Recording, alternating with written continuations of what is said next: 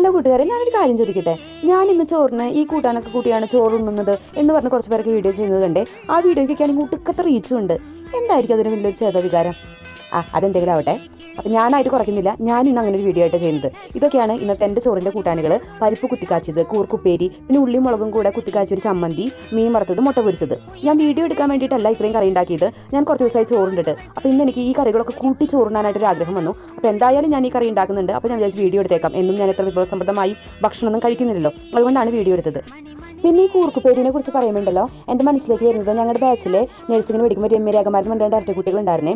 അവരുടെ അമ്മ റീത്താൻറ്റി ഒരു പ്രാവശ്യം ഞങ്ങളെ ഹോസ്റ്റലിലേക്ക് കാണാനായിട്ട് വന്നപ്പോൾ വാടലയിലൊക്കെ പൊതിഞ്ഞ് നല്ലൊരു അടിപൊളി കൂർക്കുപ്പേരി കൊണ്ടുവന്നു. ആ വാടല തുറക്കുമ്പോഴുള്ള ആ മണവും അന്നത്തെ കൂർക്കുപ്പേരിയുടെ രുചിയൊക്കെ ഇപ്പോഴും എൻ്റെ വായിലുണ്ട്. അതാണ് ഞാൻ എൻ്റെ ജീവിതത്തിൽ കഴിച്ച ഏറ്റവും നല്ല കൂർക്കുപ്പേരി. അപ്പം ഇന്നത്തെ വീഡിയോ ഇത്രയേ ഉള്ളൂ. ചുമ്മാ തങ്ങ് ചോദിച്ചാണ് ജീവിതം പൊളിയാണ്. നമുക്ക് അടുത്ത വീഡിയോയിൽ കാണാൻ. Bye, see U.